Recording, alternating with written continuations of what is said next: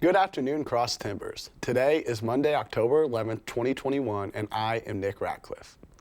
We are back with another broadcast where we will keep you up to date on activities in Stephenville and the surrounding areas, as well as inform you from news from around the globe. Today, I will be talking about Hurley's State of the University address, Texas executions halted, Texan volleyball loss, and more, all coming up next on Texan TV.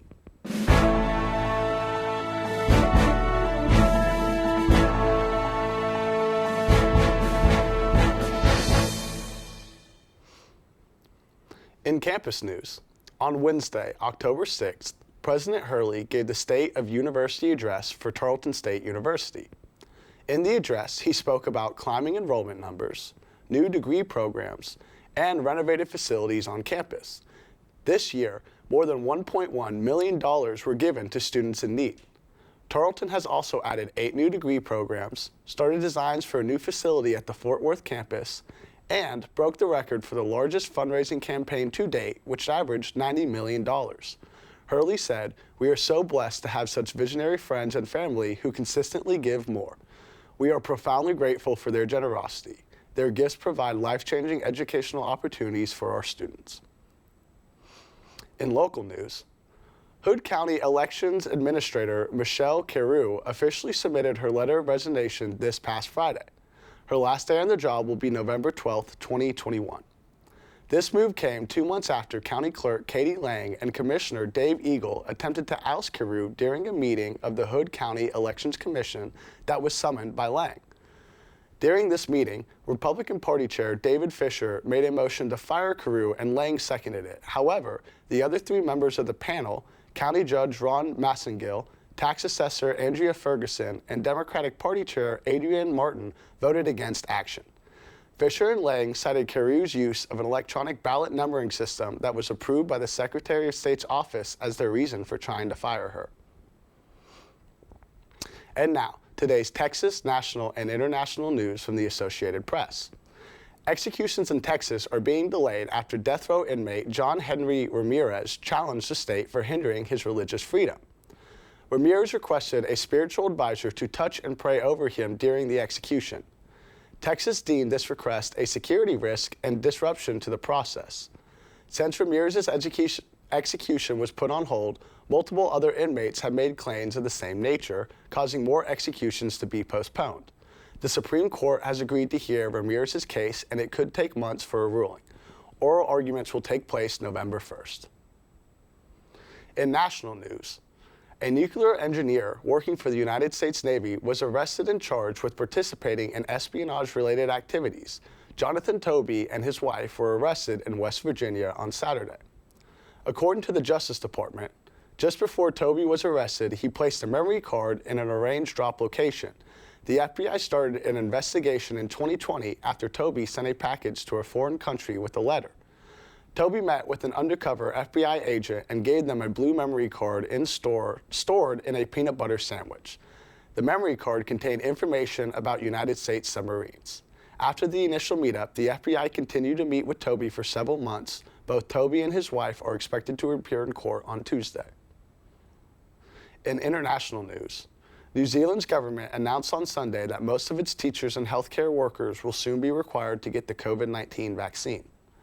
The mandate requires that healthcare workers, including doctors, pharmacists, and community nurses, be fully vaccinated by December, and it requires teachers and other educational workers to be fully vaccinated by January. Though many within these professions are already vaccinated, COVID-19 response minister Chris Hipkins said they couldn't leave it to chance, especially since these professions care for sick patients and young children who are not yet approved to receive the vaccine. "It's not an easy decision," Hipkins said, "but we need the people who work with vulnerable communities who haven't yet been vaccinated to take this extra step." For more of today's national and international news, we turn to the AP News Minute. This is AP News Minute. North Korean leader Kim Jong-un is urging officials in his country to overcome what he calls a grim situation and improve the food and living conditions. North Korean state media didn't mention any specific comments directed toward the U.S. or South Korea. Damage is reported in Oklahoma from severe weather and several possible tornadoes. The same weather system also brought strong storms to parts of Arkansas, Kansas, Missouri, and Texas. Some Southern California beaches that closed after an undersea oil pipeline leak are set to reopen on Monday. City and state beaches in Huntington Beach are reopening after ocean water tests showed no toxins associated with oil. Southwest Airlines blames weather and air traffic control issues after canceling numerous flights. According to FlightAware, more than 1,000 Southwest flights were grounded. Rita Foley, The Associated Press, with AP News Minute. In sports, the Tarleton State volleyball team saw action this past Saturday as they hosted UTRGV for WAC conference game. UTRGV would win their first set, but the Texans would bounce right back in the second set to even the match, 1-1. However, the Vaqueros would pull away and win the next two sets and the match. The Texans were led by number 11, Lauren Kiersey. She led the team in kills with 16 and also had 5 blocks. The Texans' record sits at 8 wins and 10 losses with a 1-3 record in WAC play. The team's next game will be on October 14th at 6 p.m. where they will host Prairie View A&M. And now for weather, we turn to Lizzie Black. Good afternoon, Texans. Today our high is 82 with a low of 52. Throughout the week we're looking at scattered thunderstorms and our high is going to drop down to the low 70s. Stay warm, Texans. Now back to the desk. This has been a production of the Texan TV News, a product of the Texan News Service from the Tarleton State University campus in Stephenville, Texas. Watch us live on Apogee Channel 2.1 in the dorms at 12:30 weekdays. If you live off campus, tune in on Northern Cable Channel 9.